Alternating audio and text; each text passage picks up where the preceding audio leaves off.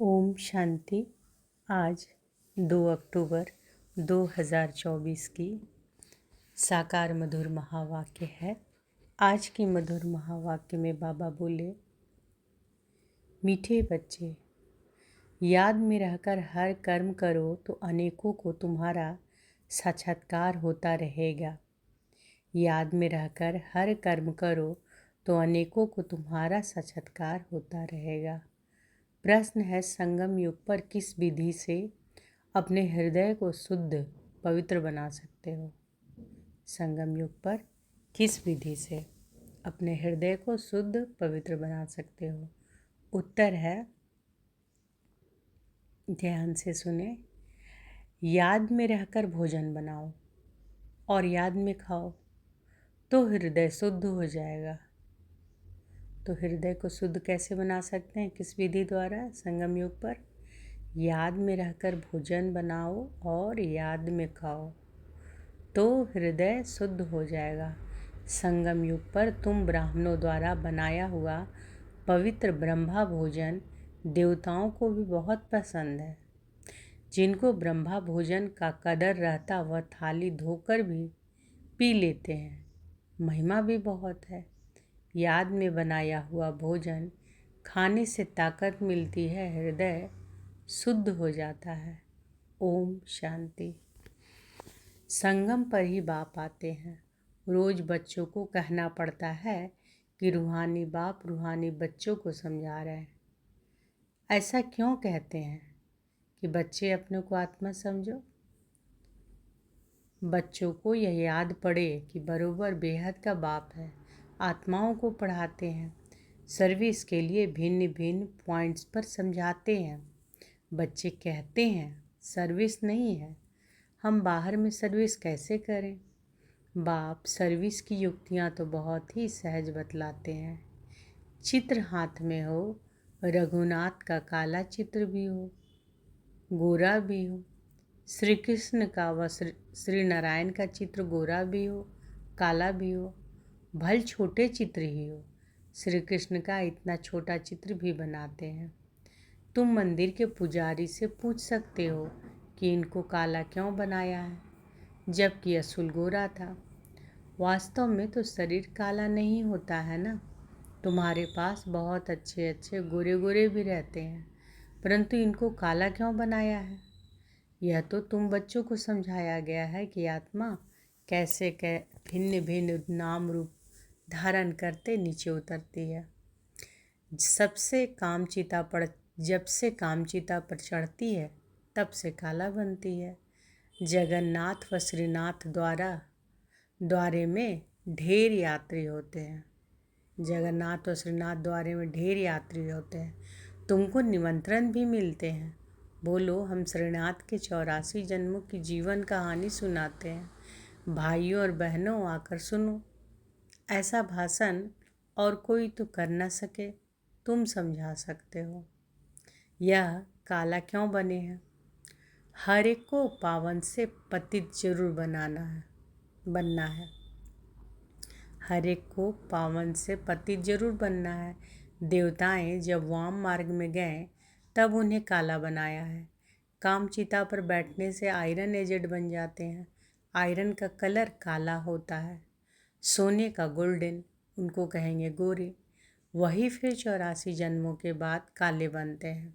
सीढ़ी का चित्र भी जरूर हाथ में हो। सीढ़ी भी बड़ी हो तो कोई भी दूर से देख सकेंगे अच्छी रीति।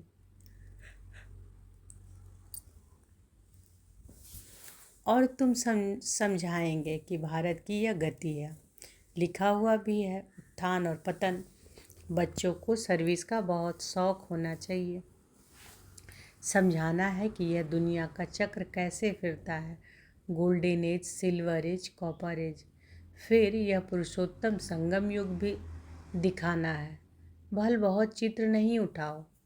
सीढ़ी का चित्र तो मुख्य है भारत के लिए। तुम समझा सकते हो कि अब फिर से पतित से पावन तुम कैसे बन सकते हो। पतित पावन तो एक ही बाप है। उनको याद करने से सेकंड में जीवन मुक्ति मिलती है। तुम बच्चों में यह सारा ज्ञान है, बाकी तो सब अज्ञान नींद में सोए हुए हैं। भारत ज्ञान में था तो बहुत धनवान था। अभी भारत अज्ञान में है, कितना कंगाल है। ज्ञानी मनुष्य और अज्ञानी मनुष्य होते हैं ना। देवी देवता और मनुष्य तो नामी ग्रामी है। देवताएं सतयुग त्रेता में, मनुष्य द्वापर कलयुग में। बच्चों की बुद्धि में सदैव रहना चाहिए कि सर्विस कैसे करें। वह भी बाप समझाते रहते हैं।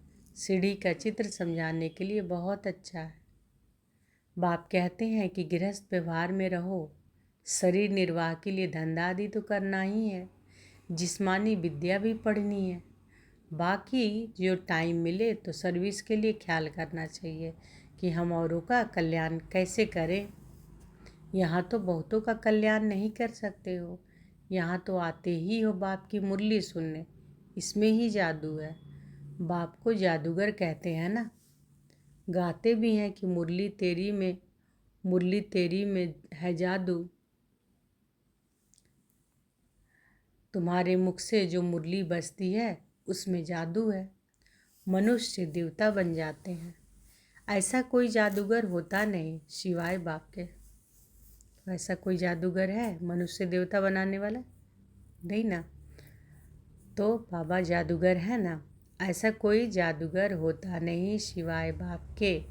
गायन भी है कि मनुष्य देवता किए करत न लागी बार। पुरानी दुनिया से नई दुनिया होनी जरूर है। पुरानी का विनाश भी जरूर होना है।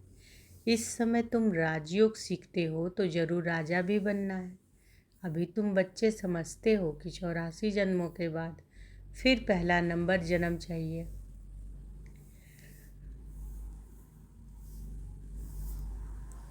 क्योंकि वर्ल्ड की हिस्ट्री ज्योग्राफी रिपीट होती है। सतयुग त्रेता जो भी होकर गया है सो फिर रिपीट होना है जरूर। तुम यहाँ बैठे हो तो भी बुद्धि में यह याद करना है कि हम वापस जाते हैं, फिर सतो प्रधान देवी देवता बनते हैं। उनको देवता कहा जाता है। अभी मनुष्यों में दैवी गुण नहीं है तो सर्विस तुम कहाँ भी कर सकते हो। कितना भी धंधा आदि हो, गृहस्थ व्यवहार में रहते भी कमाई करते रहना है। इसमें मुख्य बात है पवित्रता की। प्योरिटी है तो पीस प्रॉस्पेरिटी है। कंप्लीट प्योर बन गए तो फिर यहाँ नहीं रह सकते, क्योंकि हमको शांति धाम जरूर जाना है। आत्मा प्योर बन गई तो फिर आत्मा को इस पुराने शरीर के साथ नहीं रहना है। यह तो इम्प्योर है ना। 5 तत्व ही इम्प्योर है। शरीर भी इससे ही बनता है।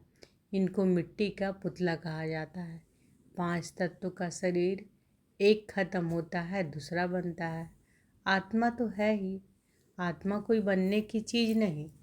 शरीर पहले कितना छोटा फिर कितना बड़ा होता है। कितने ऑर्गन्स मिलते हैं कि जिससे आत्मा सारा पार्ट बजाती है। यह दुनिया ही वंडरफुल है। सबसे वंडरफुल है बाप, जो आत्माओं का परिचय देते हैं। हम आत्मा कितनी छोटी हैं। आत्मा प्रवेश करती है। हर एक चीज़ वंडरफुल है। जानवरों के शरीर आदि कैसे बनते हैं, वंडर है ना। आत्मा तो सब में वही छोटी है। हाथी कितना बड़ा है, उसमें इतनी छोटी आत्मा जाकर बैठती है। बाप तो मनुष्य जन्म की बात समझाते हैं। मनुष्य कितने जन्म लेते हैं? 84 लाख जन्म तो है नहीं। समझाया है कि जितने धर्म है उतनी वैरायटी बनती है। हर एक आत्मा कितने फीचर्स का शरीर लेती है, वंडर है ना। फिर जब चक्र रिपीट होता है, हर जन्म में फीचर्स, नाम रूप आदि बदल जाते हैं। ऐसा नहीं कहेंगे कि कृष्ण काला कृष्ण गोरा, नहीं। उनकी आत्मा पहले गोरी थी, फिर 84 जन्म लेते लेते काली बनती है। तुम्हारी भी आत्मा भिन्न भिन्न फीचर्स, भिन्न भिन्न शरीर लेकर पाठ बजाती है। यह भी ड्रामा है। तुम बच्चों को कभी भी कोई फिक्रात नहीं होनी चाहिए। सब एक्टर्स हैं। एक शरीर छोड़ दूसरा लेकर पाठ बजाना ही है।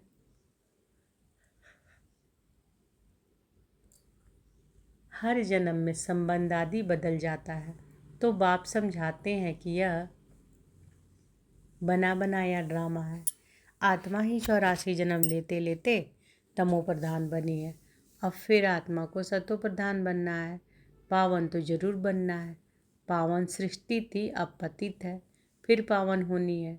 सतो प्रधान तमो प्रधान अक्षर तो है ना। सतो प्रधान सृष्टि, फिर सतो रजो तमो सृष्टि। अभी जो तमो प्रधान बने हैं वही फिर सतो प्रधान कैसे बने? पतित से पावन कैसे बने? बरसात के पानी से तो पावन नहीं बनेंगे। बरसात से तो मनुष्यों की मौत भी हो जाता है। फ्लड्स हो जाती है तो कितने डूब जाते हैं। अभी बाप समझाते रहते हैं यह सब खंड नहीं रहेंगे, नेचुरल कैलेमिटीज़ भी मदद देंगी। कितने ढेर मनुष्य जानवर आदि बह जाते हैं। ऐसे नहीं कि पानी से पावन बन जाते हैं, वह तो शरीर चला जाता है। शरीरों को तो पतित से पावन नहीं बनना है, पावन बनना है आत्मा को। सो पतित पावन तो एक बाप है, भलवा जगत गुरु कहलाते हैं, परंतु गुरु का तो काम है सदगति देना। वह तो एक ही बाप सदगति दाता है। बाप सतगुरु ही सदगति देते हैं। बाप समझाते तो बहुत रहते हैं, यह भी सुनते हैं ना। गुरु लोग भी बाजू में शिष्य को बैठाते हैं सिखलाने के लिए, यह भी उनके बाजू में बैठता है। बाप समझाते हैं तो यह भी समझाते होंगे ना, इसलिए गुरु ब्रह्मा नंबर 1 में जाता है। शंकर के लिए तो कहते हैं कि आँख खोलने से भस्म कर देते हैं, फिर तो उनको गुरु नहीं कहा जाए। फिर भी बाप कहते हैं बच्चों मामे कम याद करो। कई बच्चे कहते हैं कि इतने धंधे धोरी की फिक्रात में रहते हम अपने को आत्मा समझ बाप को कैसे याद करें। तो बाबा कह रहे हैं कि बहुत सारे बच्चे कहते हैं कि इतना धंधा धोरी की फिक्रात में हम सब रहते हैं तो अपने को आत्मा समझ बाबा को कैसे याद करें। बाप समझाते हैं भक्ति मार्ग में भी तुम हे ईश्वर हे भगवान कह याद करते हो ना। याद तब करते हो जब कोई दुख होता है। मरने समय भी कहते हैं कि राम राम बोलो। बहुत संस्थाएं हैं जो राम नाम का दान देती है, जैसे तुम ज्ञान का दान देते हो, वह फिर कहते हैं राम बोलो राम बोलो। तुम भी कहते हो शिव बाबा को याद करो, वह तो शिव को जानते ही नहीं, ऐसे राम राम कह देते हैं। अब यह भी क्यों कहते हैं कि राम कहो, जबकि परमात्मा सब में है। बाप बैठ समझाते हैं। बाबा कह रहे हैं कि अब यह क्यों कहते हो कि राम कहो जबकि परमात्मा सब में है। बाप बैठ समझाते हैं कि राम व कृष्ण को परमात्मा नहीं कहा जाता, उन्हें देवता कहा जाता है। उनकी भी कलाएं कम होती जाती है। हर एक चीज़ की कला कम तो होती ही है। कपड़ा भी पहले नया फिर पुराना होता है। तो बाबा क्या समझा रहे हैं कि राम और कृष्ण को परमात्मा नहीं कहा जाता, वो सब क्या है देवता है ना, उन्हें देवता कहा जाता है। तो बाबा कहते हैं कि हर एक चीज़ की कला कम तो होती ही है, कपड़ा भी पहले नया फिर पुराना होता है। तो बाप इतनी बातें समझाते हैं फिर भी कहते हैं मेरे मीठे मीठे रूहानी बच्चों, अपने को आत्मा समझो, सिमर सिमर सुख पाओ। यहाँ तो दुख धाम है। बाप को और वर्षे को याद करो, याद करते करते अथाह सुख पाएंगे। कल क्लेश बीमारी आदि जो भी है सब छोड़ जाएंगे। तुम 21 जन्मों के लिए निरोगी बन जाते हो। कल क्लेश मिटे सब तन के, जीवन मुक्ति पद पाओ। गाते हैं परंतु एक्ट में नहीं आते हैं। तुमको बाप प्रैक्टिकल में समझाते हैं। बाप को सिमरो तो तुम्हारी सब मनोकामनाएं पूर्ण हो जाएंगी, सुखी हो जाएंगे। तो बाबा क्या बोल रहे हैं कि बाबा को सिमरो तो तुम्हारी सब मनोकामनाएं बाबा की याद में रहो, यानी तो तुम्हारी सारी मनोकामनाएं क्या हो जाएंगी, पूरी हो जाएंगी, सुखी हो जाएंगे। मोचरा खाकर मानी टुकड़ा खाना सजा, मानी टुकड़ खाना, मोचरा खाकर मानी टुकड़ खाना, सजा खाकर रोटी का टुकड़ा खाना अच्छा नहीं है। सबको ताज़ी रोटी पसंद आती है। आजकल तो तेल ही चलता है, वहाँ तो घी की नदियाँ बहती है। तो बच्चों को बाप का सिमरन करना है। बाबा ऐसे भी नहीं कहते कि यहाँ बैठकर बाप को याद करो, नहीं, चलते फिरते घूमते शिव बाबा को याद करना है, नौकरी आदि भी करना है। बाप की याद बुद्धि में रहनी चाहिए। लौकिक बाप के बच्चे नौकरी आदि करते हैं तो रहता ही है ना। कोई भी पूछेगा तो झट बताएंगे हम किसके बच्चे हैं। बुद्धि में बाप की प्रॉपर्टी भी याद रहती। तुम भी बाप के बच्चे बने हो तो प्रॉपर्टी भी याद है। बाप को भी याद करना और कोई से संबंध नहीं। आत्मा में ही सारा पाठ नूंधा हुआ है जो इमर्ज होता है। इस ब्राह्मण कुल में तुम्हारा जो कल्प कल्प पाठ चला है वही इमर्ज होता रहता है। बाप समझाते हैं खाना बनाओ, मिठाई बनाओ, शिव बाबा को याद करते रहो। शिव बाबा को याद कर बनाएंगे तो मिठाई खाने वाले का भी कल्याण होगा। कहाँ साक्षात्कार भी हो सकता है, ब्रह्मा का भी साक्षात्कार हो सकता है। शुद्ध अन्न पड़ता है तो ब्रह्मा का, श्री कृष्ण का, शिव का साक्षात्कार कर सकते हैं। ब्रह्मा है यहाँ। ब्रह्मा कुमार कुमारियों का नाम तो होता है ना। बहुतों को साक्षात्कार होते रहेंगे क्योंकि बाप को याद करते हो ना। बाप युक्तियाँ तो बहुत ही बताते हैं। वह मुख से राम राम बोलते हैं, तुमको मुख से कुछ बोलना नहीं है। जैसे वो लोग समझते हैं कि गुरु नानक को भोग लगा रहे हैं, तुम भी समझते हो कि हम शिव बाबा को भोग लगाने के लिए बनाते हैं। शिव बाबा को याद करते बनाएंगे तो बहुतों का कल्याण हो सकता है। उस भोजन में ताकत हो जाती है। इसलिए बाबा भोजन बनाने वालों को भी कहते हैं कि शिव बाबा को याद कर बनाते हो। लिखा हुआ भी है, शिव बाबा याद है। याद में रहकर बनाएंगे तो खाने वाले को भी ताकत मिलेगी, हृदय शुद्ध होगा। तो बाबा आज क्या बोल रहे हैं? बाबा आज ज़्यादा से ज़्यादा ध्यान भी खिंचवा रहे हैं कि जब भी खाना बनाओ तो शिव बाबा की याद में, और जब भी भोजन खाओ तो बस शिव बाबा की याद में। तो हृदय क्या होगा? शुद्ध होगा। ब्रह्मा भोजन का गायन भी है ना। ब्राह्मणों का बनाया हुआ भोजन देवताएं भी पसंद करते हैं, यह भी शास्त्रों में है। ब्राह्मणों का भोजन बनाया हुआ खाने से बुद्धि शुद्ध हो जाती है, ताकत रहती है। ब्रह्मा भोजन की बहुत महिमा है। ब्रह्मा भोजन का जिनको कदर रहता है थाली धोकर भी पी लेते हैं, बहुत उच्च समझते हैं। भोजन बिगर तो रह ना सके, फैमन में भोजन बिगर मर जाते हैं। आत्मा ही भोजन खाती है, इन ऑर्गन्स द्वारा स्वाद वह लेती है। अच्छा बुरा आत्मा ने कहा ना, यह बहुत स्वादिष्ट है, ताकत वाला है। आगे चल जैसे तुम उन्नति को पाते रहेंगे वैसे भोजन भी तुमको ऐसा मिलता रहेगा। इसलिए बच्चों को कहते हैं शिव बाबा को याद कर भोजन बनाओ। बाप जो समझाते हैं उसको अमल में लाना चाहिए ना। तो बाबा जो समझा रहे हैं उसको अमल में लाना चाहिए। तो आज पूरे दिन में जब भी भोजन बनाएं, भोजन खाएं तो शिव बाबा को याद करते। तो बाबा कहते हैं कि तुम हो पियर घर वाले, जाते हो ससुर घर। सूक्ष्म वतन में भी आपस में मिलते हैं, भोग ले जाते हैं, देवताओं को भोग लगाते हैं ना। देवताएं आते हैं, तुम ब्राह्मण वहाँ जाते हो, वहाँ महफिल लगती है। अच्छा, मीठे मीठे सिके लधे बच्चों प्रति माता पिता बाप दादा का याद प्यार और गुड मॉर्निंग। रूहानी बाप की रूहानी बच्चों को नमस्ते। हम सब रूहानी बच्चों की रूहानी माता पिता बाप दादा को याद प्यार, गुड मॉर्निंग और नमस्ते नमस्ते नमस्ते। शुक्रिया बाबा, शुक्रिया।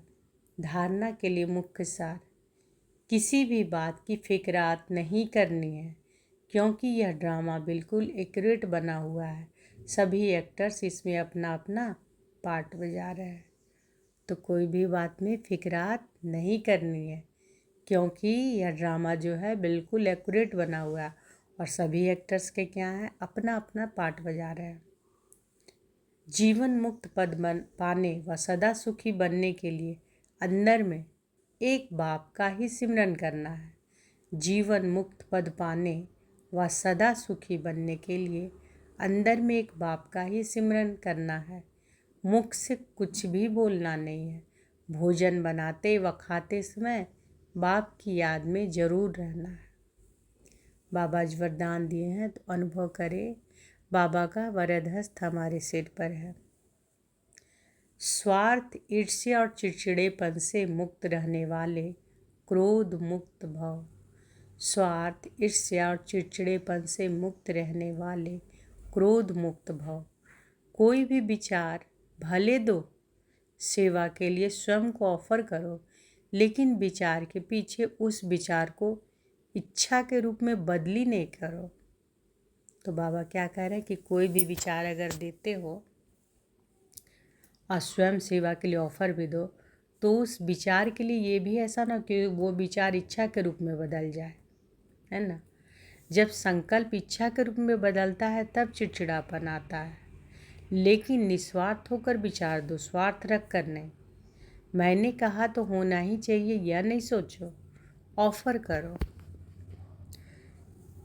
क्यों क्या में नहीं आओ, नहीं तो ईर्ष्या घृणा का एक एक साथी आते हैं। स्वार्थ या ईर्ष्या के कारण भी क्रोध पैदा होता है। अब इससे भी मुक्त बनो। तो बाबा आज क्या बोले हैं, क्रोध मुक्त भव। तो कोई विचार अगर देते भी हैं तो वो विचार में ऐसा नहीं हो कि इच्छा आ जाए कि जो हम बोल रहे हैं वो होना ही चाहिए, कि मैंने कहा होना ही चाहिए। तो बाबा कहते यह नहीं सोचो, ऑफर करो। क्या क्यों में नहीं आओ, नहीं तो ईर्ष्या और घृणा एक एक साथ ही आते हैं। स्वार्थ या ईर्ष्या के कारण भी क्रोध पैदा होता है। अब इसमें से भी मुक्त बनो। स्लोगन है, शांति दूत बन सबको शांति देना, यही आपका ऑक्यूपेशन है। शांति दूत बन सबको शांति देना, यही आपका ऑक्यूपेशन है। आज हम शांति का सकाश का मेडिटेशन अपलोड किए हैं, तो आप सब शांति का सकाश देंगे। बाबा क्या बोले आज कि शांति दूत बन सबको शांति देना, यही आपका ऑक्यूपेशन है। तो आज की मधुर महावाक्य में बाबा क्या क्या बोले। बाबा बोले हैं कि भोजन बनाते हुए बाबा को याद करना है और खाते हुए भी याद करना है, तो हृदय शुद्ध हो जाएगा। ब्रह्मा भोजन का कितना गायन है कि सब लोग यहाँ तक है कि उसको धोकर भी पी लेते हैं। तो बाबा कहते अगर याद में रहकर हर कर्म करो तो अनेकों को तुम्हारा साक्षात्कार होता रहेगा। अच्छा, शुक्रिया बाबा, शुक्रिया। ओम शांति।